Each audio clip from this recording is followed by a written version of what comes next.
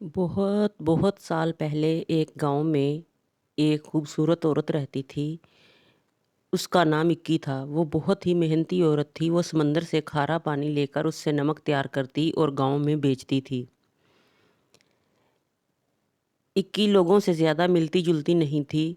वो बस नमक तैयार करने में मसरूफ़ रहती। एक दिन जब वो समंदर पे खारा पानी लेने गई जिससे वो नमक तैयार करती थी, तो उसने देखा कि वहाँ पर एक खूबसूरत नौजवान बैठा है। उसने ऐसे ज़ाहिर किया जैसे उसने देखा ही नहीं।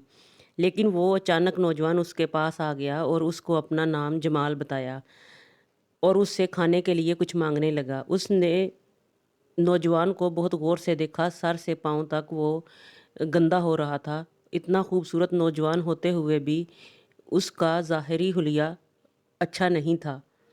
वो उसको कोई चोर उचक्का लग रहा था। इसलिए इक्की ने उससे बात करने की बजाय घर जाने की तरफ मुड़ने लगी। लेकिन वो नौजवान गिड़गिड़ा कर उससे खाना मांग रहा था। लेकिन इक्की ने उसको नज़रअंदाज किया और अपने घर की तरफ चल दी। उसको रह रहकर इसी बात पे गुस्सा आ रहा था कि इतना नौजवान मर्द होते हुए वो उससे खाना मांग रहा है। वो यही सब गुस्से में सोचती हुई अपने घर की तरफ बढ़ने लगी कि इतना नौजवान मर्द भी किसी औरत से कैसे मांग सकता है।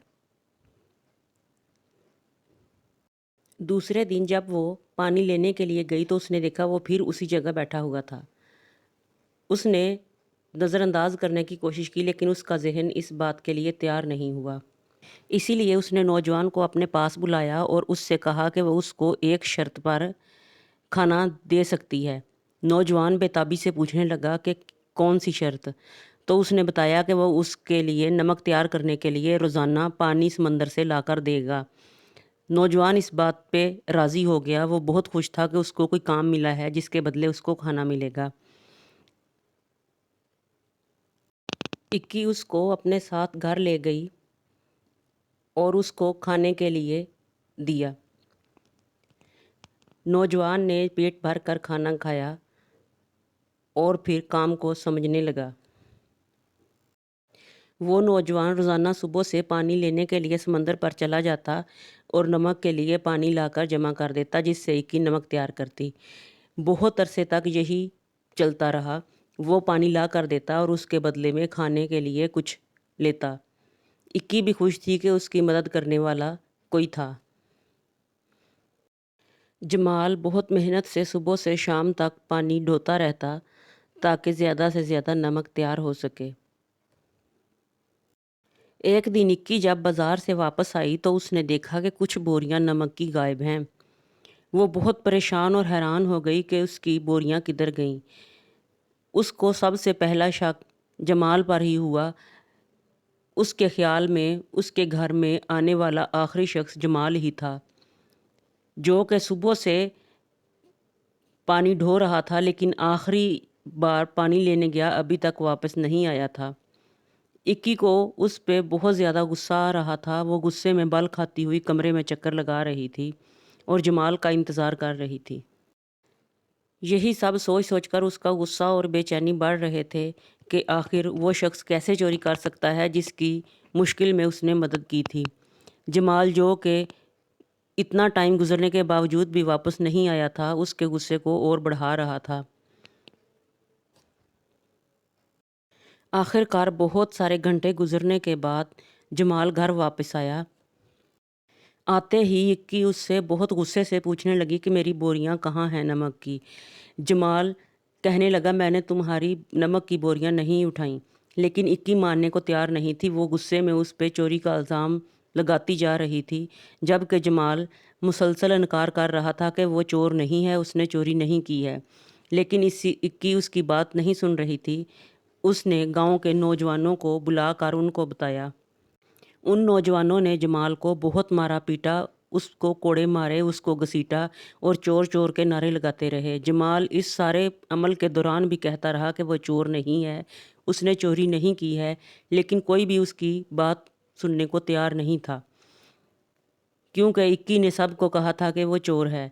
सब लोग उसको मारते पीटते रहे। वो जब अधमुआ हो गया तो वो लोग रुके।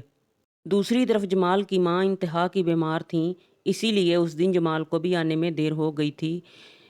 वो बहुत ख़राब हालत में थीं। जब उनको ये पता चला कि उनके बेटे के साथ क्या हुआ है तो वो ये सदमा बर्दाश्त करने के काबिल नहीं थी। वो ये सुनकर परेशानी में उठी कि वो कुछ करें, लेकिन उनको चक्कर आ गया और वो गिर पड़ी। उनका सर लोहे की किसी चीज़ में लगा और वो वहीं पे बेहोश हो गईं। इसी दौरान उनकी मौत वाक़या हो गई। दूसरी तरफ जमाल को घर आए हुए 4 दिन हो गए थे, क्योंकि इक्की ने उसको अपने पास ही रखा हुआ था। वो उस पर तरह-तरह से तशद्दुद कर रही थी, किसी तरह से सच उगलवा सके, लेकिन वो अब भी इनकार कर रहा था कि उसने चोरी नहीं की। आखिरकार थक-हार कर वो उसको गाँव के जादूगरों के पास ले गई। जादूगरों ने उसको एक मटका दिया कि इसमें बोलो, और इसके बाद अगर तुमने चोरी की हुई और तुम झूठे हुए तो तुम सुबह का सूरज नहीं देख सकोगे। अगर तुमने चोरी नहीं की हुई तो तुम जिंदा रहोगे।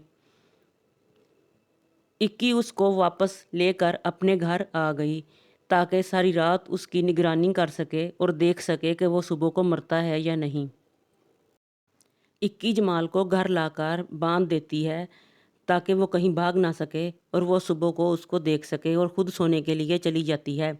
वो तकलीफ़ और अज़ियत में कराहता रहता है और सुबह होने का इंतज़ार करता रहता है ताकि वो जाकर अपनी माँ को देखे।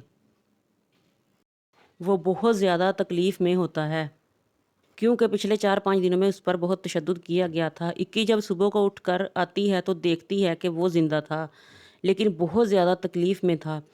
वो ये देखकर शर्मिंदा हो जाती है और सोचती है कि वो तो बेगुनाह था और वो उस पर ऐसे ही इल्ज़ाम लगाती रही। वो जल्दी से आगे बढ़कर उसको खोलती है और साथ ही उससे माफ़ी मांग रही होती है, क्योंकि उसको एहसास हो गया था कि उसने उसके साथ बहुत ज़्यादती की है। वो गिड़गिड़ाकर उससे माफ़ी मांगती है, लेकिन वो उसकी बात नहीं सुनता और जल्दी से अपने घर की तरफ भागने की करता है, क्योंकि उसको अपनी माँ की बहुत ज़्यादा फ़िक्र थी कि वो बहुत बीमार थी।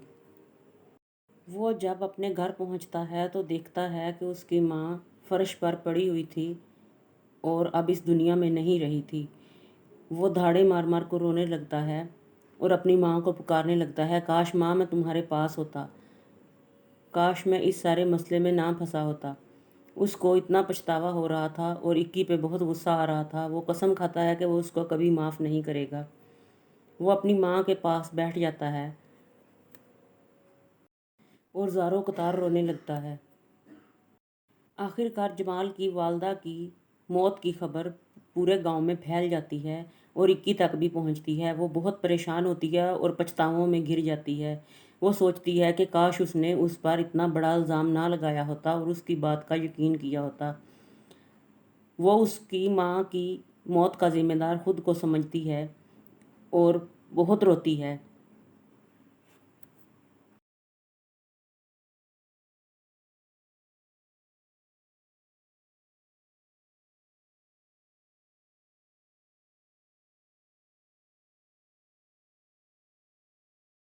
इक्की के पछतावे बहुत ज़्यादा बढ़ गए।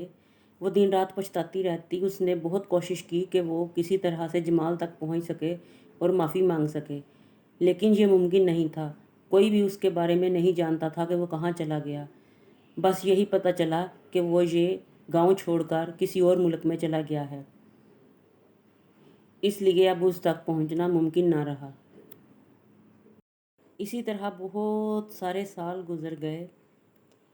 एक दफ़ा इक्की को पता चला कि बादशाह महल के लिए किसी नए नमक के ताजर की तलाश में है। तो वो ये बात सुनकर बहुत खुश हुई, क्योंकि उसका ये ख्वाब था कि वो नमक की सप्लायर बने महल के लिए, और वो महल की इकलौती सप्लायर हो, क्योंकि उसको यकीन था कि उसका नमक बहुत अच्छा होता है। वो ये सुनकर खुश हो गई और तैयारियां करने लगी।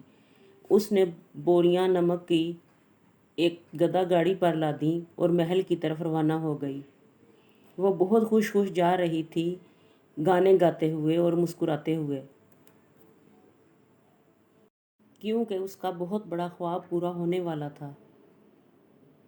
इक्की जब महल पहुंचती है तो बादशाह को उसका नमक बहुत पसंद आता है और वो उसके नमक को बेहतरीन नमक करार देता है और फैसला करता है कि महल के लिए इक्की का नमक ही इस्तेमाल होगा।